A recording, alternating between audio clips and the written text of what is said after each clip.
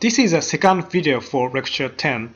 We'll see three different types of privatization from allocative efficiency and technical efficiency. Firstly, privatization of competitive firms can increase allocative efficiency and technical efficiency. In privatization of competitive firms, the government monopoly power is transferred to competitive market. So at least more suppliers will get satisfaction through providing that service. Also, to win the competition, suppliers are required to improve their service. So technical efficiency can be achieved in privatization of competitive firms. Secondly, privatization of monopoly would not increase allocative efficiency because it just transfers monopoly power from public to private hand. However, while bureaucrats allocate resources for maximizing their utility, such as prestige or career advancement or political philosophy, private workers allocate resources for maximizing profits.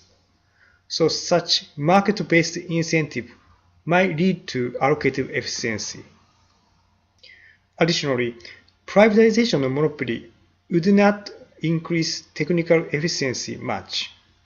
However, it depends on regulation quality. For instance, if the government regulation allows the monopoly supplier to make a risky investment for innovation such as new technology, technical efficiency might be achieved in privatization of monopoly. Thirdly, contracting out would not increase allocative efficiency because the government still holds a discretion to allocate resources.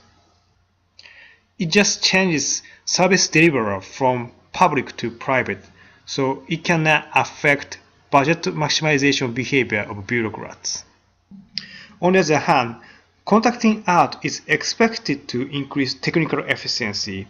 However, it depends on the number of possible suppliers and transaction cost.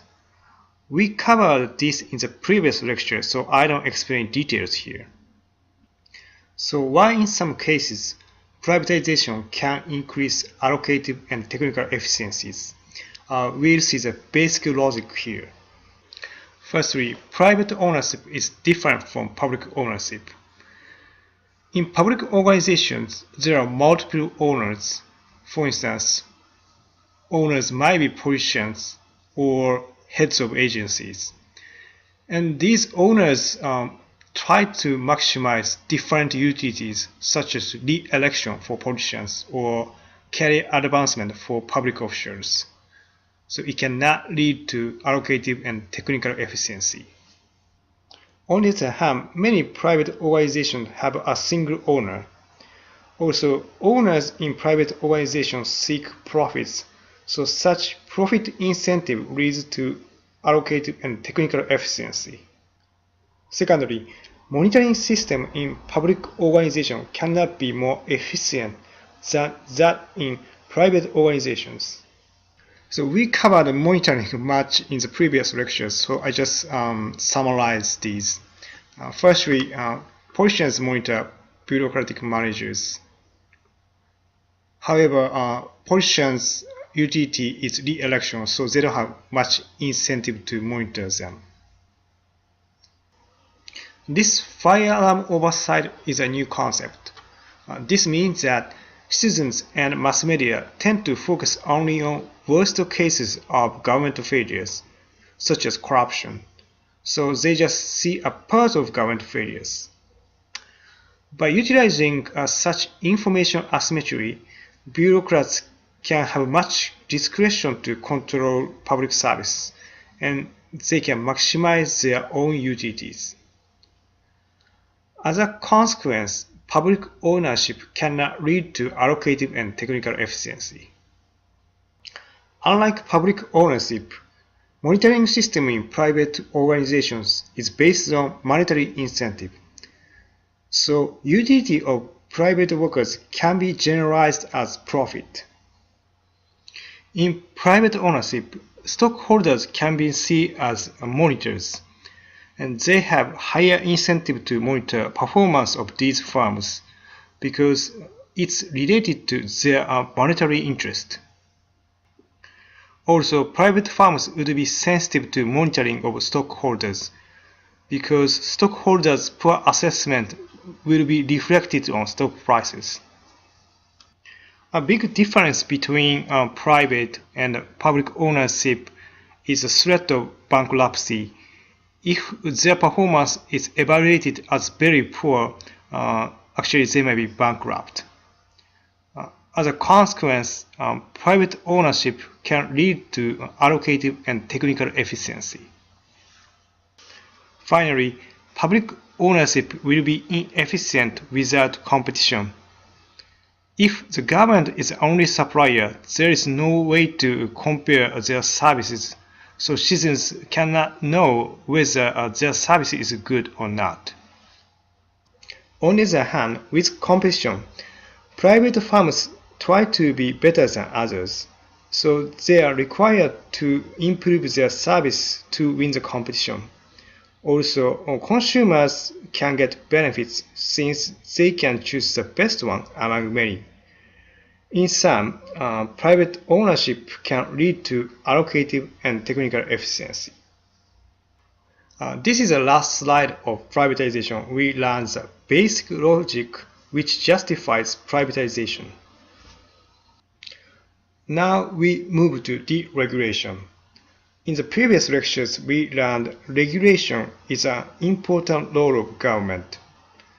Regulations can be classified into two types.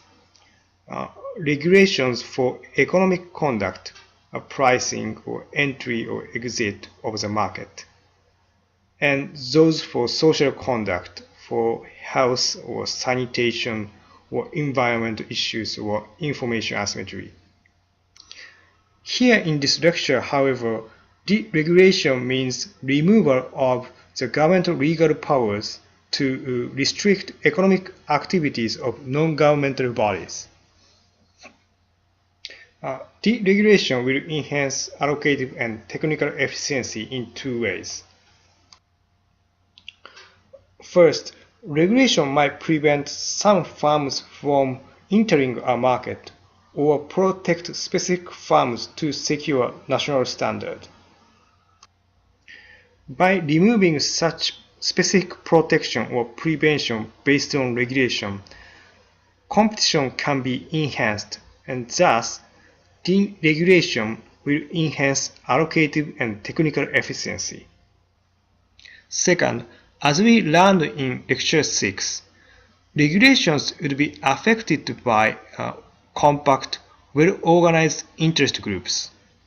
And oftentimes, these interest groups are small number of powerful industries.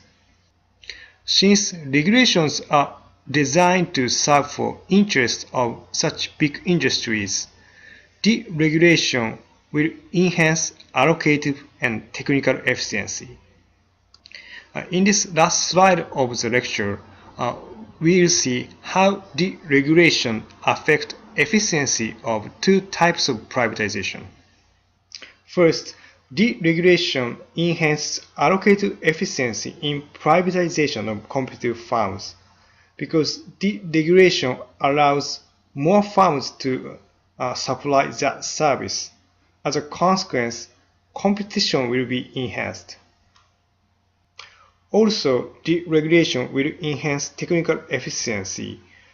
By bringing more competitors, private firms are enforced to improve cost efficiency of their service. Secondly, deregulation will not enhance allocative efficiency in privatization of monopoly. Even if deregulation can allow suppliers to attend a market, monopoly supplier has a huge advantage about specific skills or information, so it cannot affect allocative efficiency much. Finally, deregulation might enhance technical efficiency in privatization of monopoly.